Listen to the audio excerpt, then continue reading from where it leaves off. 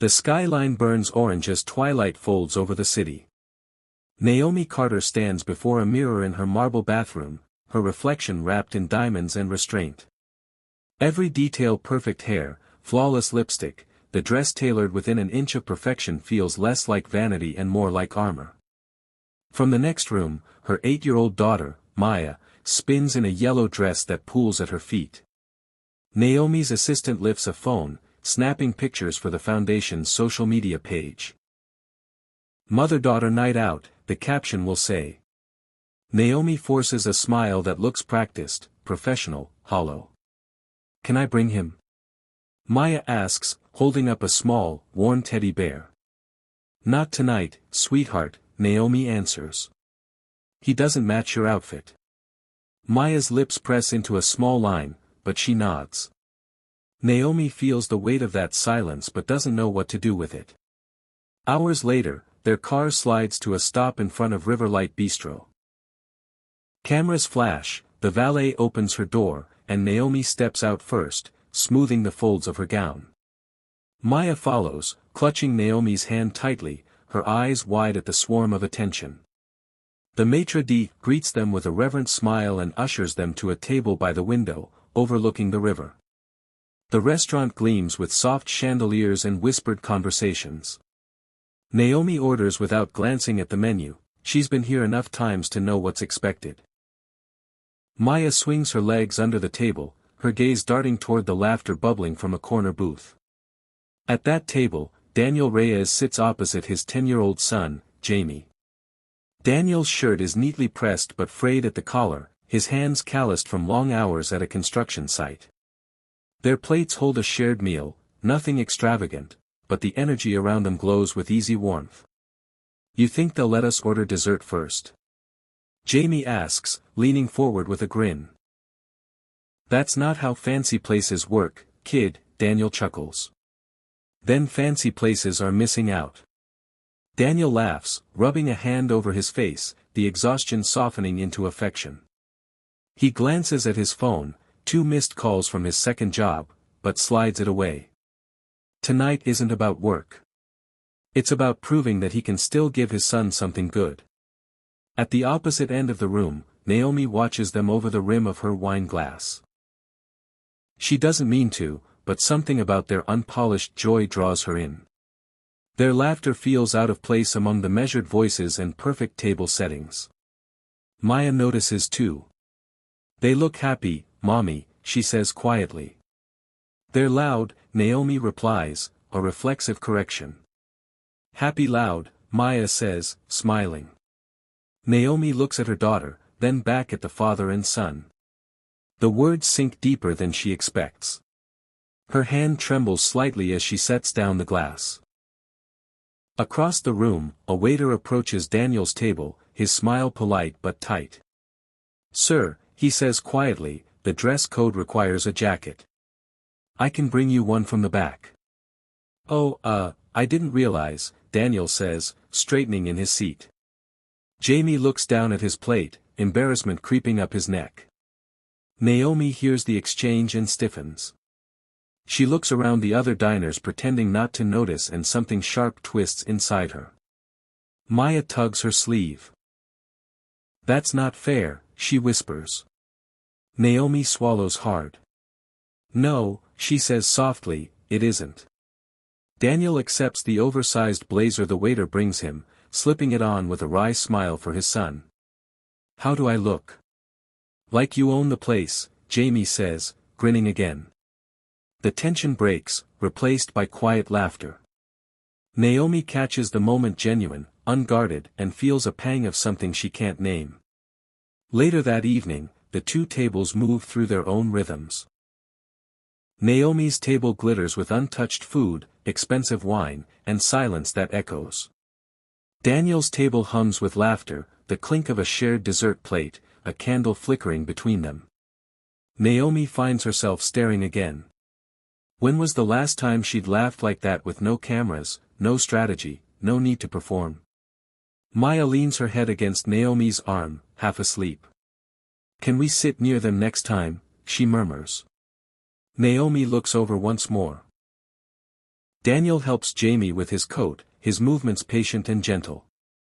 The boy looks up at him like he's the whole world. Naomi exhales slowly, something shifting deep within her. She doesn't know it yet, but tonight will stay with her an image she won't be able to shake. The lights, the laughter, the sound of her daughter's sleepy question. Outside, the city hums under a velvet sky. Two families walk out of the same door, footsteps nearly crossing, lives still separate but circling closer. Somewhere between the click of heels and the shuffle of worn sneakers, fate begins to stir. The restaurant glows softer now, the dinner crowd thinning into murmured conversations and half-empty glasses. Naomi sits still, her eyes unfocused on the untouched dessert in front of her. Maya doodles shapes on the linen tablecloth with her fingertip, humming softly to herself. Across the room, Daniel is waving for the check, his jacket too big, his posture proud but weary. Their laughter has quieted. Naomi can still hear echoes of it in her head. The moment should have ended there. Two strangers, two lives, a fleeting overlap of glances and thoughts. But something in Naomi refuses to move on. Maya looks up. "Mommy, can I give them my chocolate cake? I'm full." Naomi's instinct is to say no. It would be inappropriate. Unnecessary. Unheard of. But the words never make it out. Instead, she watches Daniel's son pretend to scrape the last crumbs of their single dessert, smiling even as he hides his disappointment. Without really thinking, Naomi raises her hand for the waiter. "Excuse me," she says softly. "Can you do me a favor?" Moments later, the waiter carries a slice of chocolate cake to Daniel's table. "Compliments of the lady near the window," he says, nodding toward Naomi's direction. Daniel blinks, confused. "I think there's a mistake." "There isn't," the waiter interrupts kindly. "It's paid for." Jamie turns in his seat, spotting Maya waving shyly. He grins and waves back with frosting on his cheek. Daniel follows his gaze. Their eyes meet Naomi's and Daniel's for the first time. A brief, uncertain connection, electric and strange. He mouths, "Thank you." Naomi nods, pretending it was nothing, but her chest feels tight, her pulse uneven. "It's just cake," she tells herself. "A small kindness. Nothing more." Maya tugs her sleeve. "He said thank you, Mommy." "I saw," Naomi whispers. "That was nice of you to offer." Maya beams. "You looked sad before. Now you don't." Naomi blinks at her daughter's honesty. "Maybe I didn't know I was." At Daniel's table, Jamie devours the cake, declaring it the best thing ever. Daniel smiles, but it's more than just gratitude, it's curiosity. Who was this woman, this stranger who noticed them? People like her usually didn't. He looks again, studying her, the elegant restraint in her movements, the distant sadness that lingers even when she smiles at her daughter.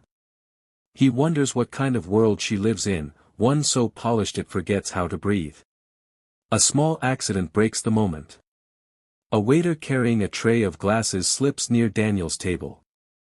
The crash startles the room, water spills across the floor, splattering Jamie's shoes and the edge of Naomi's gown where she's just stood up to leave. "Mommy!" Maya gasps.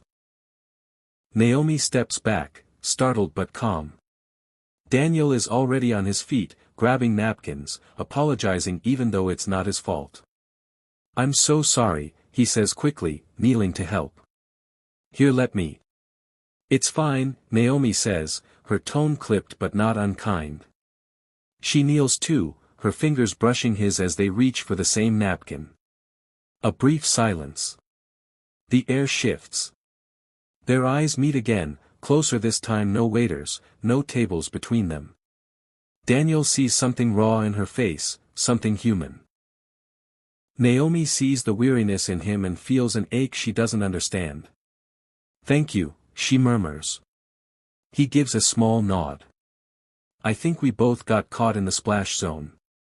For the first time that night, Naomi laughs an unguarded, startled sound. Maya giggles beside her, Jamie joining in. The tension dissolves into a strange, warm moment of shared absurdity. Guess the fancy places aren't spill-proof, Daniel says lightly. No, Naomi replies, still smiling. No, they're not. They stand, awkwardly, drying their hands. The manager rushes over, offering to comp the meal, apologizing profusely. Naomi waves it off. It's all right, she says, glancing at Daniel. Accidents happen. As she turns to leave, Maya tugs her hand again. Can we talk to them? Naomi hesitates. It's late, honey. Please. Just to say hi. Something in her softens. Okay, she says quietly. They walk a few steps across the marble floor. Daniel straightens, surprised as Naomi approaches. Up close, she looks even more composed, yet there's warmth now where there wasn't before. Hi, Naomi says, extending a hand. I'm Naomi. This is my daughter, Maya. Daniel takes her hand, rough palms meeting manicured fingers. Daniel, he says. And this troublemaker's Jamie. Jamie grins. Thanks for the cake. Maya giggles. You're welcome. You eat fast. They all laugh. For a brief, strange moment, it feels like they're the only four people in the world, two families from opposite sides of everything that matters, yet perfectly aligned in one small human moment. Naomi glances at her watch, reality tugging her back. We should go. School night, she says softly. Yeah, Daniel replies, us too. Thanks again, really. She nods. It was nothing. But her voice betrays her, it was something. As she walks away, Daniel watches her go, the faintest trace of admiration or maybe wonder lingering in his eyes. Naomi doesn't turn back, but as she holds Maya's hand, she realizes her daughter's right. She doesn't feel sad anymore. Just, awake. And somewhere behind her, Daniel feels it too, the sense that this wasn't the end of a coincidence, but the beginning of something quietly inevitable. Naomi tells herself it was just a moment, a small gesture between strangers. But as the days pass, that night won't leave her. She finds herself replaying Daniel's voice, his son's laughter, the way Maya's eyes had lit up when their tables met in laughter. It was supposed to be nothing. Yet, somehow, it feels like the most real thing she's touched in months. 3 mornings later, Naomi sits in her office, surrounded by glass walls and city views. Her assistant runs through the day's agenda: meetings, investors, charity luncheons. Naomi nods mechanically, her mind elsewhere. On her desk, a framed photo of her and Maya stares back at her, 2 perfect smiles in a perfect frame. She feels the hollowness behind them. At the same time, across the river, Daniel is back at work.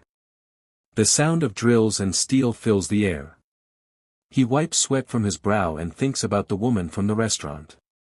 About how, for a few minutes, he didn't feel invisible. He shakes it off. She belongs to a different world. One he can't afford to think about. But fate, it seems, has other plans. That weekend, Naomi takes Maya to a community center event hosted by her foundation, a new program for single parents and working families. Cameras flash as she cuts a ribbon, her practiced smile in place. Maya runs off to explore, tugging at her hand to look at the art tables set up for kids. Naomi follows, distracted. Then she sees him. Daniel stands across the room, holding a clipboard and wearing a volunteer badge. His expression shifts from surprise to recognition. Naomi freezes mid-step, pulse quickening. Of all places. Their eyes meet, that same current passes between them, sharper now. He hesitates, then walks over. So, you're the one funding all this, he says lightly. I suppose I am, she replies, her voice quieter than she intends. And you're volunteering? Yeah. My son's school works with this center. He's painting a sign somewhere. Maya suddenly appears, tugging Daniel's sleeve. Hi. She beams. You're the cake man. Daniel laughs. That's me. And you're the fastest dessert giver in the city. Naomi smiles despite herself. But before the warmth can settle, a board member walks up, congratulating her loudly. Cameras swing her way. The moment shatters. Daniel steps back, realizing he doesn't belong in her circle. Naomi sees it, the sudden stiffness, the guard returning. The same walls she hides behind rising now between them. Later, as the event winds down, Daniel gathers Jamie's backpack. Naomi approaches, uncertain. You didn't have to leave so soon, she says softly. He shrugs. Didn't seem like I fit in. She winces. It's not about that. Maybe not for you, he says. You have rooms full of people who look at you like you're a headline. For me, it's different. There's no anger in his tone, just quiet honesty. Naomi feels it like a bruise. I didn't mean to make you uncomfortable. I know, Daniel says. And I didn't mean to sound ungrateful. It's just, we come from different sides of the glass, you know. She looks away. I'm tired of the glass. The words slip out before she can stop them. Daniel studies her, seeing the wear behind her composure. Then step through it, he says gently. No one's stopping you. But they both know it's not that simple. Maya runs over, holding Jamie's painting, two stick figures under a sun, holding a slice of cake. Look, she says proudly. He said it's us. Naomi laughs softly, but the sound fades. Her phone rings, a call from her PR director. Reality floods back. She answers, her voice switching to that polished tone again. When she hangs up, Daniel and Jamie are already leaving. That night, Naomi sits alone by the window of her penthouse, the city stretched out like a sea of light below her. She replays Daniel's words, step through it. In another part of the city, Daniel tucks Jamie into bed, brushing paint off his fingers. The boy mumbles sleepily, she was nice, Dad. You smiled more with her. Daniel laughs under his breath. Go to sleep, kid. But when the room goes quiet, he sits there, staring at the dark ceiling, wondering what it would be like if their worlds didn't have walls. Both of them, in separate rooms, look out at the same skyline. Both thinking about the same night, the same laughter, the same brief moment when they forgot who they were supposed to be. Neither of them knows it yet, but the distance they're clinging to won't last. Something deeper is already taking root, and soon, resisting it won't be possible. Rain falls in slow, steady lines across the city, blurring windows and streetlights into watercolor streaks. Naomi's car moves through the traffic, wipers swiping in rhythm. In the back seat, Maya hums to herself, drawing little hearts on the fogged glass. They're on their way home from another charity event, another night of polite applause and shallow smiles. Naomi feels drained, her mind replaying Daniel's voice, then step through it. They turn a corner and brake hard. Up ahead, a flash of hazard lights blinks through the rain. A small sedan has skidded against the curb, steam rising from the hood. A man steps out, jacket soaked, waving to oncoming cars. Naomi recognizes him instantly. Daniel. Before she can think, she's out of the car. Daniel? He looks up, startled but relieved. Naomi? What are you doing here? Driving home, she says, glancing at the engine. What happened? Radiator blew, I think. We were on our way back from the center. Jamie's in the car. Naomi peeks through the window. The boy is asleep under a blanket, unaware of the chaos outside. The rain picks up, cold and relentless. You can't stay out here, she says. Get in. I'll drive you both somewhere safe. Naomi, you don't have to. I'm not asking, she interrupts. Get in. Reluctantly, Daniel carries Jamie to her car. The warmth inside fogs the windows instantly. Maya perks up when she sees them. Hey! You again. Jamie blinks sleepily. Cake girl. Maya giggles. Still me. Daniel settles into the passenger seat, water dripping from his hair. Naomi drives, the rain drumming a soft rhythm between them. The silence stretches, thick with everything unspoken. You really didn't have to stop, Daniel says quietly. I know, she replies. But I wanted to.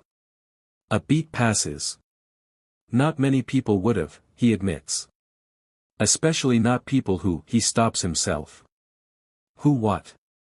Naomi presses. Who live your kind of life? Naomi exhales, eyes on the road. You think money makes me less human? He glances at her. I think it makes people forget they are. The words sting, but not unfairly. She says nothing. The car moves through puddles that glow with reflections of city lights. When they reach a small motel off the highway, Daniel hesitates. We'll stay here tonight. Thanks for the ride. Naomi looks at the cracked neon sign, the rain pooling in potholes. This place looks unsafe. It's what I can afford, he says flatly. Without thinking, she blurts, then come to my place. Just for tonight. Daniel blinks. Naomi. You have a kid, she insists. And it's pouring.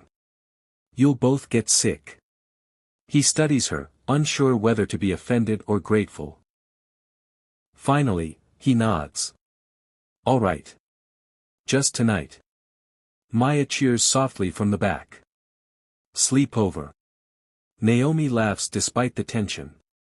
Something like that.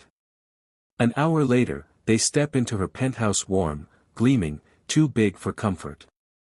Jamie's eyes widened. Whoa. You live here? Yeah, Maya says, already tugging him toward her room. Come see my stuffed animals. The kids disappear down the hall, their laughter echoing faintly. Daniel stands awkwardly by the door, dripping rain onto marble floors. Naomi hands him a towel. Here. You can dry off in the guest bathroom. He hesitates. You sure about this? Wouldn't have offered otherwise.